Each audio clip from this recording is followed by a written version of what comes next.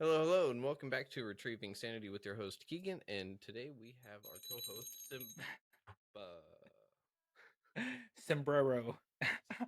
Sombrero. Okay, so Simba, what is our topic for today? Our topic today is the topic that we have discussed. It's a very interesting topic. Could you please elaborate for the audience that don't know what the topic is? Okay, for those of you with difficulty reading titles, I'm kidding. Heartbreak and what is closure? What is closure? Do we need closure? Can we get closure? Yes. But no, seriously. Okay, so what is closure to you? oh, easy, easy. So closure is like when Easy. you break an arm and you get a cast and you get it cut off and you're free. Simba, that is not closure. I'm pretty sure that's more like casting off. No, when you get the cast cut off. No, like that's casting off. Kind of like whenever you're on a ship and it's like cast away, except it's your cast, it's coming off. Yeah, I but that's think like that's like closure. no, closure is like if you're like if you just got a surgery and you have this deep wound, right? And then you get sutured and then you get closure because it's an open festering wound. Well, it's not festering yet, but it gets there if you don't get closure, right? That could be a process of closure. Oh, a process of closure. I like that. Yeah, Let's because explore that. closure. Okay, so closure for me would be like the release, like the freedom. I guess it's Hmm. a double edged sword. The like the final cut, Hmm. but like the next step is like the freeing. I think the next step is like iodine or salt. It hurts because otherwise, if you don't get that hurt part, then it's like that open wound. If you don't clean it out, it's just going to get worse, right? Uh Not necessarily. Depends on how tough you are. Your immune system. I don't think that's how closure works. Because if you close up the wound and there's still an infection, you still get an infection, and guess what? It's not good. Okay. Are we talking about physical closure, emotional closure? Simba, don't we know we talk in metaphors here? Metaphorically. So theoretically, if I had a wound, I would heal fast. Oh no. I'm Mexican. It's in my blood. Mexicans. Anyways, anyways, anyways, Uh, before we get thrown off the radio and Facebook. Now, so closure is essentially like you said, it's a process. So what would that process necessarily entail? Because first you have to get the wound, right? right. So that's the heartbreak. So closure, you said it's that final cut. So whenever you say that, it makes me think of that tie that people have with each other without even realizing it that they have a tie. It's just you have that little energetic bond, and that closure is the last little cut of that to where you're free from it. But at the same time, I don't think that is the entirety of closure. Does that make sense? Yeah, because I was thinking of a couple of scenarios in my own personal life, and I was like, actually, I got closure long after, you know? Mm-hmm. And there's some things that I don't feel I have closure on that have long gone past. And there's some things that I got closure on before the last cut, you know? Mm. So, what's something? What is one of the things that you wish you got closure on, or what's one of the things that you have closure on? My dad passing. Mm. But I think I got closure on that the day he came and told me that the doctor said there was nothing left, you know? Mm. Because at that point there was no more like treatment, no more not looking forward, but no more expected like I don't know, the treatments were really rough to watch. I couldn't watch, you know? Mm-hmm. So that wasn't just tormenting to him, but like emotionally damaged to me. And I can imagine my stepmom who was there with him every single time. Like to me, it was just kind of one of those things of like, all right, the battle's lost and it is what it is, you know? I don't know. No It's more. one of those times where I accepted the bad news for what it was and just enjoyed what was left. I feel you. Sorry again about your father, man. I know that's not easy. But okay, so even in that sense, it was closure from like trying to prove to him that I could, like I don't. There's nothing to prove to him anymore. Like he's a Oh. beacon of hope and like inspiring voice in me, but Mm-hmm. and it's not like I'm trying to live a better life for him or to prove to him that I can be a worthy son or like I'm not Mm-hmm. trying my hardest at jobs or whatever to just satisfy what I would want my father want me to be, Mm-hmm. you know? Trying to live up to a Live up to it. expectation. Yeah, yeah, yeah. Yeah, and I know how hard that is. So I can only imagine how freeing that kind of is. I know for myself, I've had something similar, uh, kind of like through working steps and working on inner healing of not having to live up to expectations of other people. But I can only imagine what that final one is kind of like, because like that must have been pretty hard hitting those still in the moment. Like, Yeah. did that one take a little bit for it to sink in and actually you realize that, oh hey, like I don't have to be someone that I'm not entirely, but I'm also not? Or did it just hit you like a freight train, just like I don't have to be that version of me that doesn't exist? It hit me weird and it hit me all at once because right when he gave me the news, I wasn't the best version of me. Of course, I was still in active addiction. And honestly, I remember just throwing my hands up in the air and I was like, this is who I am right now. Mm, I yeah. was like, honestly, like I didn't even try to get clean because especially like with him passing, I knew shit was not it was not gonna be fun, you know? Yeah. um so how did you, was that necessarily the closure all the way through, or was that just a part of the closure that you got?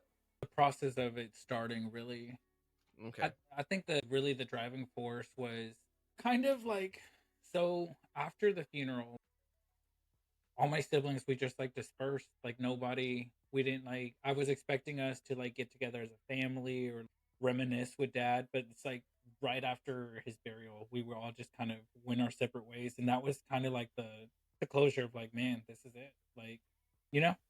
Yeah, not a whole lot like to do, kind of like uh whenever someone's getting treatment and it's not really working, and it's kind of like it hurts more to have that hope that it's not really there. Yeah.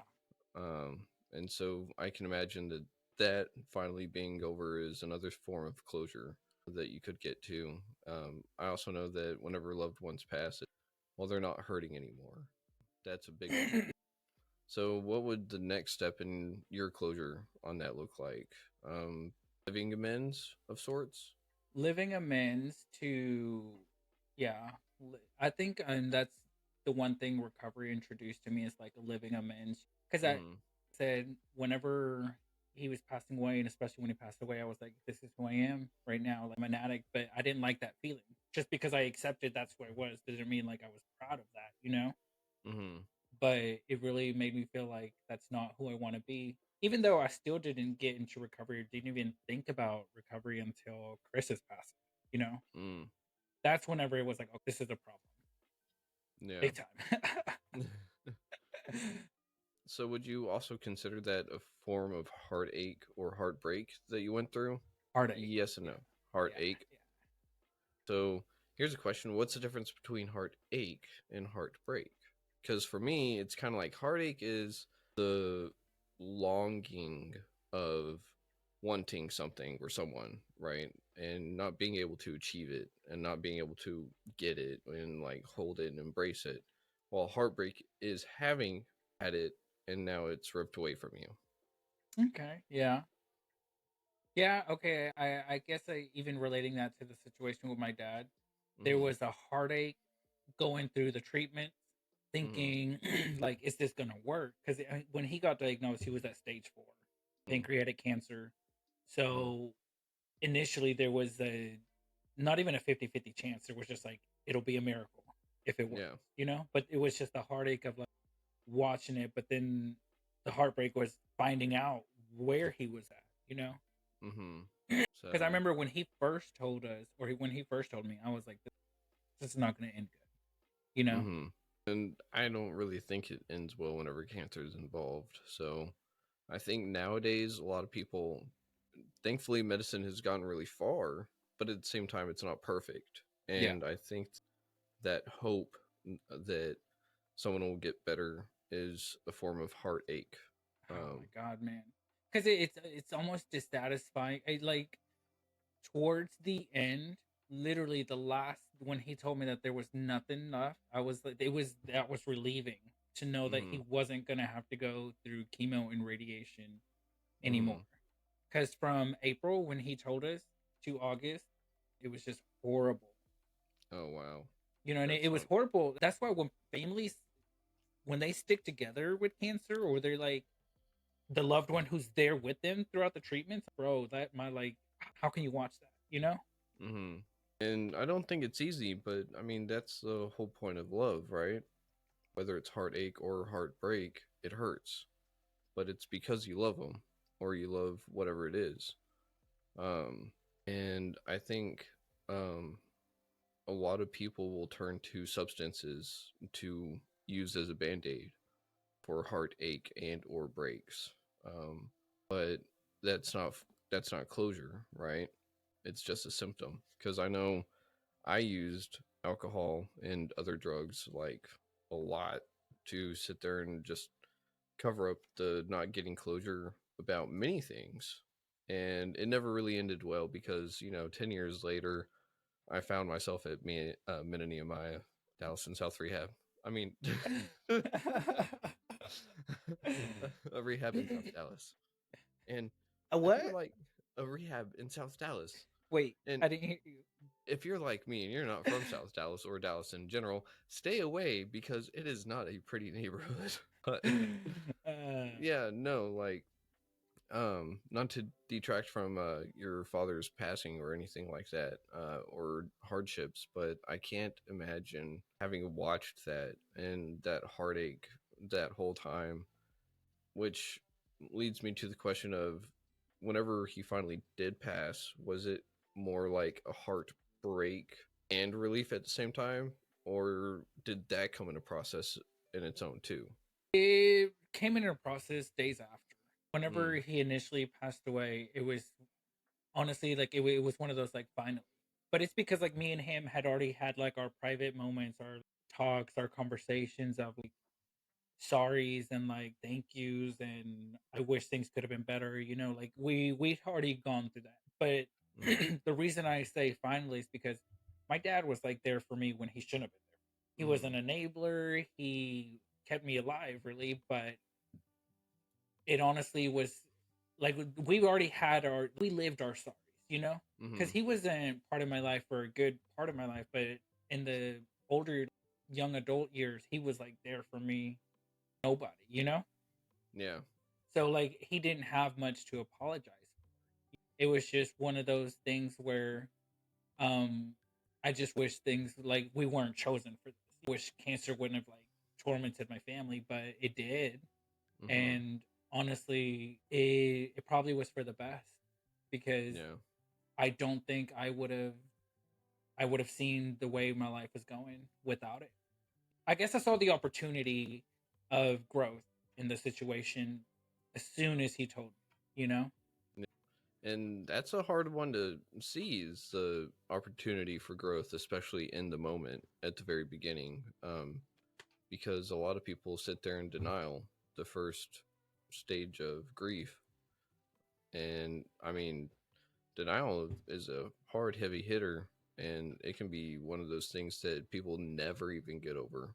And I Yeah. think that's one thing that stops people from getting to closure is because they don't go through the grieving process that's so important whenever it comes to heartache and heartbreak. And so, like with cancer and your father, it's there was nothing you could do about it. And I think what sucks for a lot of people, like myself included, is that the heartbreak can be uh, avoided in a sense. Does that make sense? Like you Because, can just move on from it and well, maybe not so much that you can move on from it, but maybe there was something you could have done in the relationship to stop a heartbreak. Maybe there was something that you could have done to actually change the outcome. But at the same time, that goes into destiny. Was it destined to happen? Oh man, there was this TikTok that I saw, and this lady was like, "Twin flames are awesome, but they're not." And I was like, "Explain." And she was like, "Because you come and you like hit each other, right? And your twin flame or whatever comes and hits it just the right spot to where like they push you into the right direction and they're gone again." And What? I, yeah, and I was like, "Oh no." And as soon as I was done watching that TikTok, I was like, I know exactly what situation this is in my life and I hate it. I was just like, God. I was like, gods. And I was just like, no. But then that's the thing is that there's that debate like soulmate versus twin flame. And like, I'm not sure which one's which at one point or another because they also both have the same mission in the end is to help heal us. Yeah, Um, yeah, and so the heartbreak, I think, comes from a lot of regret in sense. Because if you don't have the regret, then you can move on, like you were saying. But if you have that regret, you don't necessarily get that closure, or you don't get the answers that you were. Does that make sense? yeah. Because like I think about last year when we were roommates. Mm-hmm. That was That only house. last year. Well, I guess now it would have been a little Almost bit two longer. years. Yeah, Yeah. but I think about that situation and um, I don't feel like I got closure from that. To be honest, I feel like I just had to decide Mm. and tell myself like I didn't need the closure, you know? Like because I could have done things to have a different outcome. I could have been so passive in the fucking situation and been like, "Oh, it's okay. You know, you can do this to me. You can hurt me. You can do whatever. No rules, you know? Yeah. And we're going to be together forever and whatever." But at a certain point I couldn't do that and that's why I coped with drugs because I was like I couldn't handle that decision. And I couldn't handle that I was allowed myself to be in a situation that much, that long. Ooh, you allowed yourself that situation. Bro, because I don't know if you remember, but remember from like the I very beginning, remember. yeah, Yeah. where I I was like, remember. yeah, and It I knew it from the beginning that it it was not wasn't, going to go well. it was not gonna go well. I knew it, but I still like I thought you did what you do when you like someone, you just try to fit into their life. But it's like that situation where you said I was more so trying to do this, push him in my direction Mm-hmm. versus the direction he needed to go for life, for Yeah. him to grow, you know? Yeah. But then at It, the same, like once I had enough of it, I had to be like, I just got to ricochet. I yeah. can't. I was about to say, it sounds like instead, you were trying to go this way, and he pushed back hard enough, and it just could made you careen off course really hard, and then you had to find your soulmate, Nehemiah. What? Just, Whoa, I'm joking. I'm whoa, joking. whoa, whoa! This is my Bible. There are many. You like it, but this one is This one is mine. mine, Bible is dude. my friend. It is my life. Honestly, like I love going back to that place when I have the time. I want to get to a point where like I want to ask them if I can like come and have lunch with like X amount of people every now and then just to get to know them because Mm-hmm. there's something to teach, you know, having Mm-hmm. gone twice and letting them know, like, bro, first time I came in, I did nothing but gripe, think this wasn't gonna work, get myself kicked out almost every 2 weeks. But the second time around, I realized I called for help, you know? Mm-hmm. Like it was one of those like I know I need the help. I know what to expect and I was willing. Mm-hmm. I guess that was the thing is I was willing to work. You know how at the end of meetings they say it works if you work it. Mm-hmm. I was willing to work it the second time, Yeah. and I hope that I can find some way to be inspiring to the newcomers and be like, Mm-hmm. yo, bro, like I was in your shoes where it was fun to just come in here and play and like Mm-hmm. pretend, and I didn't even know I was pretending until I found myself down the same road. a year after. Yeah. And I think that there's something to be said there too. First of all, you were willing, but then you were broken enough. That part. It, yeah, it's kind of like whenever you have a broken bone and it doesn't get set in the cast right, and then like it doesn't even get set in a cast; it just heals itself, and then the only way to really fix it is to break it again, reset it, and then like as it's setting, then cast it up, and then you get the closure with the cast coming off. I was gonna say it, but I was like, all right, I'm gonna let him have it. Thanks. All credit goes to Simba. Because no, like seriously, dude, like it was almost like a closure to the active addiction me. From this point Ooh. on, I understand addiction for me is a choice. Uh-huh. If I Yeah. choose to go back that road, back then I honestly I felt like it was my destiny. I'm the Mm-hmm. black sheep. Um, the gay kid. Mexican. Yeah, like I labeled all these things, and I was just like, there was nowhere else to turn. I wanted to fit Mm-hmm. in. I wanted, and that was the only venue for me at the time. I thought, you Mm-hmm. know, but now with like recovery and just expanding recovery, joining Oxford House, joining different groups, joining CMA, I never would have Mm-hmm. thought life in recovery would have been this kind of nice. Fun, even. Yeah. And I said Mexican. I should have said brown because you said black sheep, and you're so never mind. I'm just going to shut up now. Anyways, but no, You're you're white. right. You can't say that.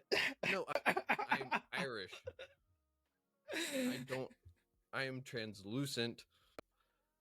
No, there is a lot of stuff right there because, um, yeah, coming back around that second time, like I can only imagine what it was like for you because I came in that broken and Yeah. willing because I was like, yeah, this is like life or death. Literally, it was like just 2 weeks before I was laying in a hospital bed tied up because I was punching people that were tying me to the bed for the betterment of my health, which kind of makes me think like how many other people did I theoretically or metaphorically punch that were just trying to help me. But trying to get to that point of willingness to be broken and reshaped is something all in its own, which we definitely need to have its own episode about. But I want to touch on the now that everything's healed, now that the bone has set and you got that closure with the cast coming off, now you get to run around again. Now you get to go play sports. Now you get to go interact with people. You get to go outside the fence, you know? Outside the fence. And that's whenever the demons come back. But We've been no, waiting for you. doing push-ups in the parking lot. Yes, I was just thinking of Command Sergeant Major saying that. Yeah. Oh man, uh, I want to go see Command Sergeant Major so bad. I actually thought about him earlier today, and I was like, man, I got so much to owe to that guy because he reinstilled a lot of that self-discipline that I had lost, and like he reminds me a lot of my dad. Like him and Major Woods were the culmination of my dad as my perception of him growing up, and that's part of the reason why. Oh, I forgot we're not supposed to name drop on here. oh, Oh no. so Okay. okay, but there's something to build from that Yeah. because Yeah. a lot of people share similar feelings to him, and I did my first go Hmm. around. I did not like his approach. I did not like his way of teaching or He's a hard ass for a inspiring. reason. Yeah, but when I came back, I hid from him because I already Mm. knew what he was trying to teach me. I chose not to listen the first time, so that's why I hid from him. But he came up bold to me. He's like, just looked at me. He's like, "Do you now understand?" Oh. And I was like, "Yes." And then he put me in my place because I got put on a behavior contract. Soon as we had that conversation, I got called into my counselor's office, and I was put on a Oh. behavior contract. I hadn't even done anything. I hadn't even been there like 48 hours, but I needed that. Yeah. I needed that because, and so I even had this conversation with my boss when I showed up to my job in a very inappropriate way. We had a powwow days afterward, and she was like, Mm. she understood where I was coming from, what I was going through. She also inspired me by telling me how she saw me growing into the company. But in that same Mm. conversation, she told me, "You will be fired. I will Yeah. like let you go." So she gave me Mm. the three things that moved my life. Same Mhm. with him from In and Nehemiah. Mhm. He made sure that I got what I needed, but he also put me in my place and was just like, if you Mhm. even like if you act the way like you did last time, this isn't working for you. And we have Mhm. no place for you to poison, really, because you're in a group of people who are watching each other. What And is Jim had said it one time. He's like, an addict affects. There was a person, uh-huh. Mister E, That who works. who said every addict affects 17 people around them. Mhm. So imagine how many people you affect, inspire, or even take down with you. Mhm. Being in a program where everyone's trying to help themselves, change their life. You know, I mean, and I honestly, I even talked about that in counseling in my last session. She's like, "What are your Mhm. struggles?" I'm like, "My struggle is not making this perfect version of me that I'm trying Mhm. to fit so that like I can like doing basically putting on a mold, a mask Yeah. every morning to be this inspiring person for around me.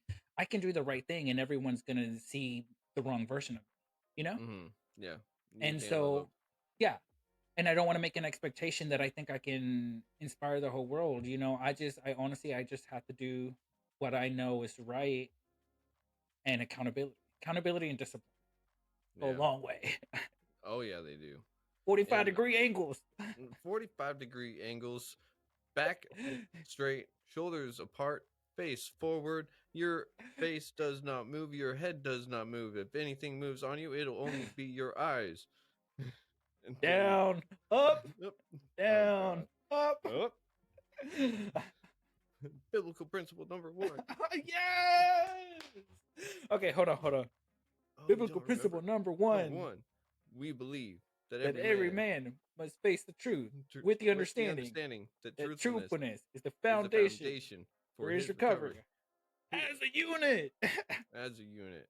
Um but no, there's something beautiful in what you were saying about all of that, because you were broken enough, right? And you were vulnerable enough, especially at work.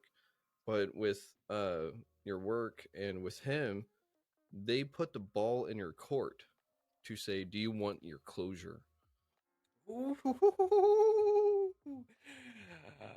No, Bro, like, yeah, because think about it, like, you don't get closure if you just sit there and wait for it. You have to want it. You have to go and get it. And that's another thing, is that closure is not just a noun; it's an action word. It is closing. It's the closing of, and you have to be able to sit there and say, I want this closure. I want things to be right. I want it to be like okay in my head. I yeah. want it to be okay in my heart. So you have to go and say, I'm broken enough.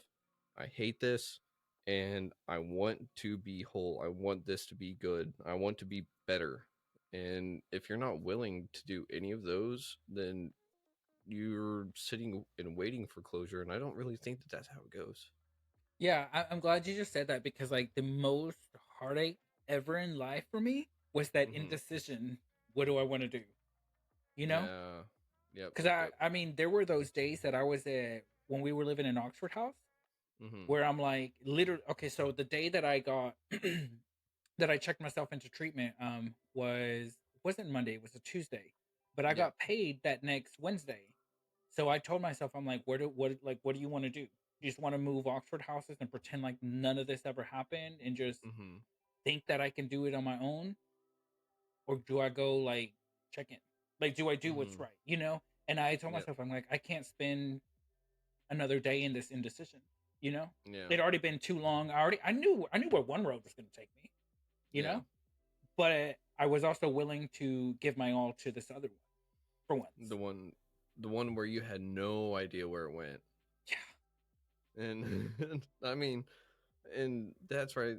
There's another testament on closure, because it takes a lot of strength to get closure, because it's not going to be easy, and it takes a lot of faith, because you may seek answers, but you may not get the answers that you're wanting. I was just gonna say that you might never even get the closure you want. You might get the closure. You might not even see the closure. I didn't see the closure sometimes. You know? So, yeah, so how do we go about getting closure if we can't get the answers that we want? What do we do? Because that was something that me and our therapist, had went over with me was, well, whenever we can't get closure, what do we do? And I was like, dude, I don't know. Like, write a letter. And I mean, that's part of it. And it's kind of like a little step four right there, is like writing out your grievances, what you're wanting from your closure, sitting there and trying to figure it all out. But at the same time, what do you do after that? And it's kind of like living amends, Yeah. to an extent. But also at the same time, for me, for my living, for my closure that I can't get answers to, I have to be able to release and let go of that heartache and heartbreak, because otherwise I'm going to be holding on to something that no longer serves the purpose for me. And detaching and letting go of that is equally difficult, I think, as seeking closure whenever you have answers available to you. Go. No, no, no, no. By all means, you. Well, I was gonna say, like, sometimes you just gotta decide that what you're giving or the opportunity that was given is enough. Ooh, ooh, I like that. Because I read this thing that said sometimes the only way to get what you want is to try harder or want less. Sometimes I like Oh, with the situation last year when we were roommates. uh What huh. I wanted is my closure is like flowers at the door and be like, I'm so sorry and like blah blah. And the Mm-hmm. closure I got was nothing. It's you know? And so I had to realize the silence was enough because I mm, guess we both didn't know how to communicate with one another, and both moving on was what I got. And now that's enough, it was easier. yeah. Damn, that one hit hard. Just less, want less, I or mean, just it's true. Um, uh, the said two, three. Oh man, uh, like, and there's parts of me that like really miss Mon, because I've never really had fellowship like that except for like Boy Scouts and a high school marching band. Like, and so it helped me get a lot of closure for my high school self. Does that make yeah. sense? And so it was able to make me sit there and go like, this is what I was missing. It wasn't so much like, oh, like, yeah, I miss Victoria, my snare drum from marching band. I'm going to miss ever crap out of her because this is my snare drum. I had heartbreak whenever I graduated and I had to leave her behind, right? But shut up. It's a drum. I'm laughing with you. Yeah, yeah. But like whenever I was at Nehemiah, I was the first thing that I remember whenever I was out of quarantine, everyone was like, I love you, man. And I was like, right. And I was like, no, they genuinely are showing love. And I was like, these people don't even know me. And um like just throughout the journey of Nehemiah, I was just like the closure of being able to say, look, here's the hurt part to me, here they are. Like, I don't know what to do with it. Can someone help? And then people sitting there and helping pick up the pieces, or at least showing you, like, hey, bud, you missed one. There's just something magical to it. And I don't know what else. After going through it, I can't imagine a better place for me finding recovery. And I know some people disagree with that and disagree very heavily, but I don't think that they're broken and willing enough yet. But that's just my opinion. Yeah. I think So it takes a certain level of special. desperation, especially for that treatment center, because I've been to multiple treatment centers doing presentations or just H&Is, Mm-hmm. and a lot of them have very good success. Not, I can't say they're like I, that. No, Let me but restart that. yeah, okay. So they all have some stories that are very successful. I just think it takes the certain type of desperation for any type of treatment center, but Mm-hmm. especially when you got to get up, you got to put on a uniform, you got to march, you got to do all these other different acts. It takes a different type of desperation to stay, but staying is the best. It is the best part. And you said acts, and one of those things with acts is that after a certain point, if you're actually doing it and you mean it, it becomes part of you, right? The other And day, I made my friend's bed with the 45-degree angles. He's like, "It looks nice." I was like, "Yeah, I had to do this every day." every day. Like I'm sorry, the only time I've had to roll up underwear was for camping trips. And I was like, well, at least I remember how to do this. I donated some But clothes right after treatment, and they were all like rolled up shirts and stuff. And they're like, "Man, you must really know." They were like, "You're in the military." I was like, no. "No." I was in something else, but it's very similar. Very similar esque. Um, but yeah, that gift of desperation, I think that also leads back into closure because after enough heartbreak, enough heartache, you become broken. I became broken enough that I was like, I need to find a way to get this to just stop because it hurts and I'm tired of it.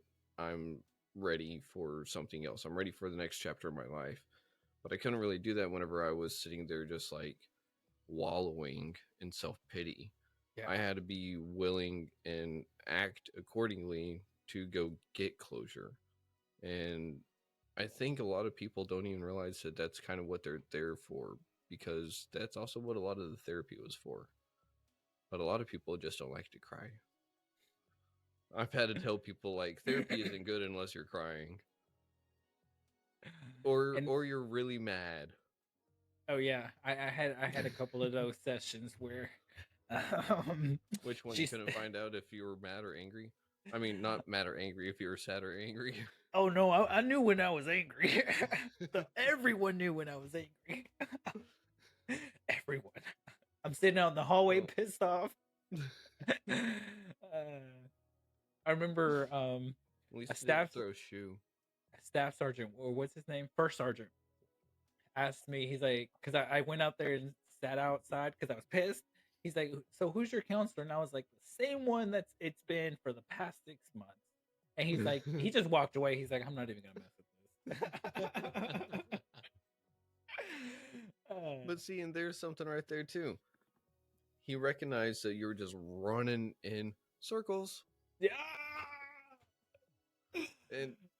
and sometimes the only way to get out that circle is to get yourself out that circle. But sometimes people have to be like, hey, like, you can walk a straight line eventually, right? And of course, if you're running in circles for so long and you try to start walking in a straight line, you're not going to be very straight at the very get go. So you're going You, to stumble and you're going to fall. with that same situation with first sergeant, he asked me the same question my counselor asked me when I went through the Mm-hmm. troubles the second time. She's like, "What do you want to do? Do you want to go? Or do you want to stay? Do you want to face whatever you're facing?" And she's like, "In your head, or do you just want to go?" Mm-hmm. And he asked me the same thing. He's like, "What do you want to do?" Because he's like, "We can let you go right now, and you can tell yourself this is enough. This is the closure you needed, or you Mm-hmm. can finish this through."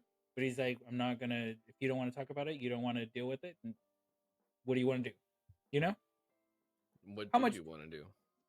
My response was, "I don't want to be part of this group anymore." And he's like, "So what does that mean?"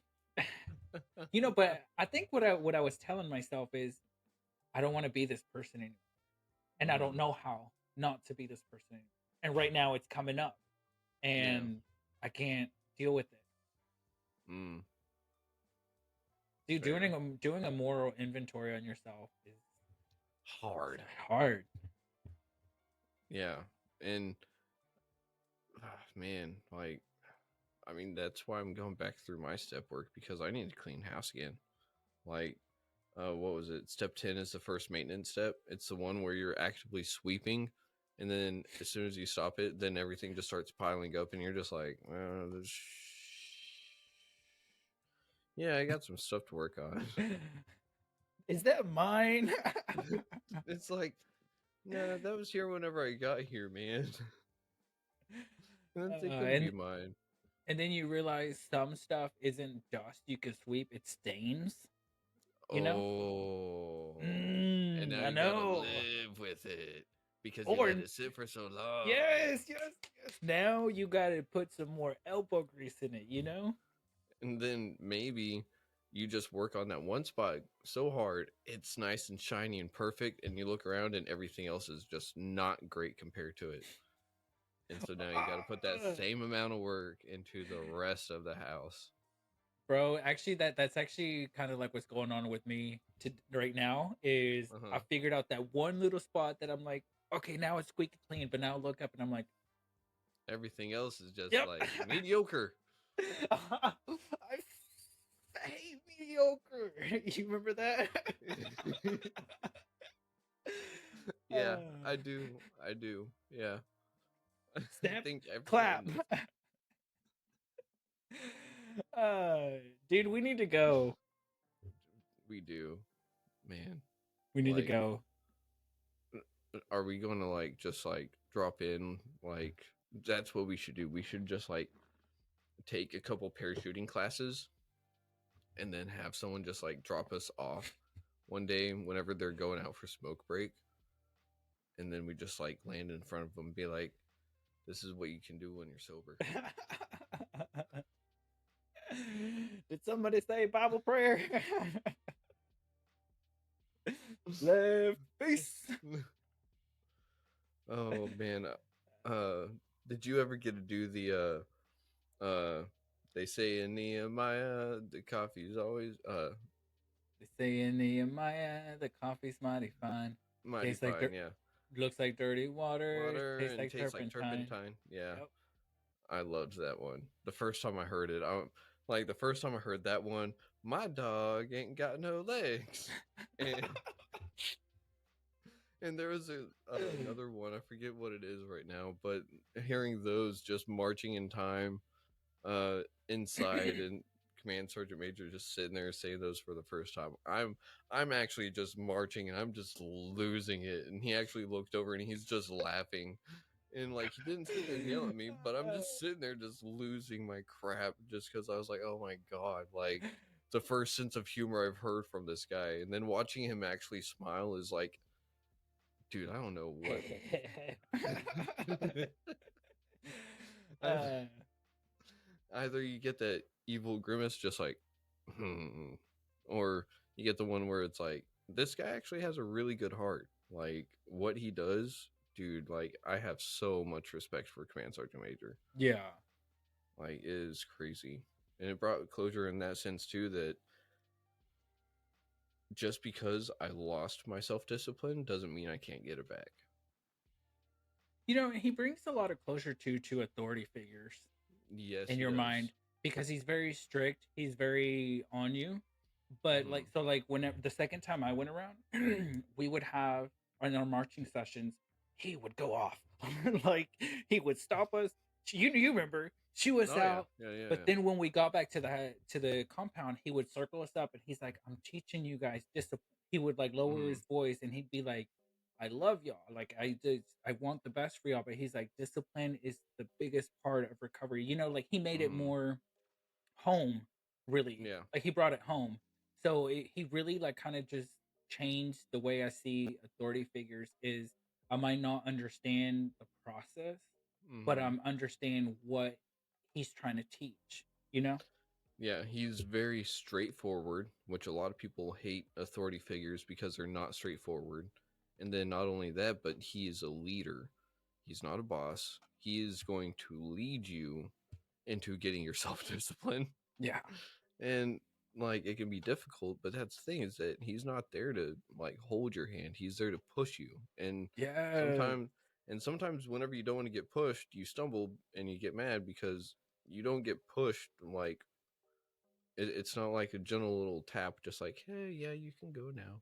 It's more like a shove, and sometimes if you're not ready for that shove, if you're not ready for that push, you're going to fall and you're going to get angry if you're not ready for it. Yeah, and you just made me realize, me coming from emotional parent wounds, the Mm-hmm. what I was looking for was the let me walk you across the street, you know? Oh That's, yeah. that's not what I got. No, no, no, no, no. But at the same time, I had to realize what I did get was enough for me to Mm-hmm. learn, you know? The Yeah, closure I get the needed, closure. Yeah. Mm-hmm. And man, I think that that's one thing that I need to work on right now is like what I got is enough. And because I may not ever get the answers that I want with the last relationship that just went through and everything, but at the same time, maybe I will in time. But for Yeah. now, to get that closure, I just have to say, well, this is what I got to work with, so it's going to have to be enough. And I thank you for that, because otherwise I probably would have been sitting there scratching my head the whole time, just like, what the hell do I do? Yeah.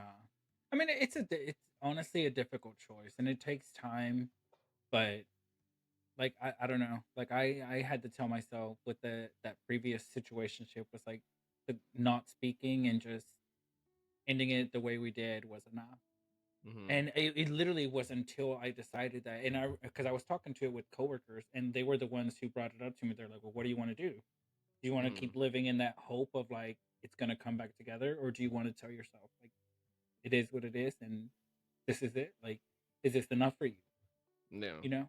Because I wasn't willing to roll the dice again. I I honestly, at that moment, I didn't know Uh, what I wanted, and you just left. The store is Welcome now back. open. Sorry, we had some technical difficulties. He had some I had some technical difficulties. accountability, sir. Accountability? What are you talking about, accountability? I don't know what that word is. That's not how you get closure. Is that how you get closure, though? Accountability for your own side. Ooh, that's a good one. You want to Yeah. expand on that? Okay. So like when I ended that situationship, I told him I was just like, I don't. Relationship. Ooh, thank you, Command Sergeant Major. Yes, sir. When I told him that was it. I didn't want to be in contact or be friends. That had to be enough. It wasn't enough till like months later, Yeah. but once I was done with the heartache and was like, I think I've had enough. Yeah. Um, Accountability on your own end. See, I think that that's what's breaking me up so much about my own end is I realized how much of a dick I was actually being by not pulling the plug earlier. You know, Yeah, just because now I realize that it was essentially dangling someone along, and like that's just not fair. It's not cool, and I screwed up, and that's all I can say is that I screwed up, and while it sucks, but at least I can get a lesson from that. And I think that's where my closure is going to come into play is learning something from it and applying it to the next one. But man, so how did we end up tying Minnie and Maya all the way back to closure and heartbreak? because living the way we were living was a heartbreak, and Nehemiah offered us Ooh, a road to closure. a road to closure, not closure itself. Yeah, not close because it Colonel used to say he's like Nehemiah's not going to keep you sober. No, Nehemiah's it's not going to not. save you. You know. Nope. It goes back to accountability. Yep. It's a And circle. it goes back to what Major said to me. Do you now understand? Yes. Yes. Yes, sir. Sir, sir. My biblical Bible. Never mind. I'm being rude now. Or I'm being funny. I'm reminiscent. Yeah, yeah, uh-huh. uh, You know, he was always waiting for me to show up. I never showed up. he had to get his closure. This is what we Yeah. got. Yeah, then because our therapist, she had been talking to me, and she was like, "He's just waiting for you to show up." I was like, "What does that even mean? I don't know this term. Show up." He's waiting for you to blow up and like have your moment, and I was like, "Well, what moment?" And she was like, "Yeah, you like getting out of your shell and actually talking to people and being active with everyone. That's you showing up." And I was like, "Yeah." And so she was like, "So he's not going to get that satisfaction now, is he?" And I was like, "Not for me." Bro, you never did a fire circle, did you? No, because that was after you went in your second time. So in my fire circle, it was him, the director of no, yeah, biblical and what's it called? Clinical department, Oh yeah. and the person who was in charge of retrack. what's it called? Recovery Uh, track. And he comes at me. He's like, "So what are you gonna do when that lady's on the train and offers you a glass of wine?" Me and my counselor looked at each other and we're like, "This, he knows, doesn't he? yeah. He That's knows she's not gonna bother me, right?" uh, it was one of those hilarious moments, but I knew where he was coming from because I don't think I ever told you this. Oh, lay it on me. Nah. Wait, no. Does it have to be off air? What do you mean? Whatever you have to tell me, what is it? No, it has to do back with living at Oxford House. Ah, So, do you remember my when ice cream? Yes, I do remember my ice cream. Thank you very much. you're gonna have to want less? You're gonna have to want less ice cream than what you wanted. Because if you only wanted a scoop, then you had enough. I didn't even get a scoop. You said, "Can I have some?" I said, "Yeah, sure." And you ate the whole tub. I I had don't know enough. if Anyways, what were you saying? Do you remember when the previous bus driver gave me all his belongings? Oh, no, no, no. I don't think you lived in the house yet. You told me about that a little bit though. No, you had to have lived in the house because that was whenever I was going through. No, you didn't because I didn't have a roommate. That's why it happened. But Oh, I actually had relapsed that day. ooh, Yeah, because in that all that stuff, there was a bottle of wine. oh. So it's like they were watching you the whole time. Yes and no, because like I knew Jeff knew, but it was one of you know how he was always like Without saying it to your face. without. Oh, I love it. It's so underhanded and so not accountability. I It's don't know. underhanded. It's Yeah, underhanded is what it is. yeah.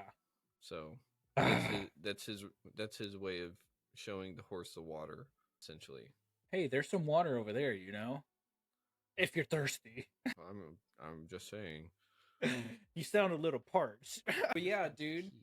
And I even especially because in a sense got away with it. Quote unquote.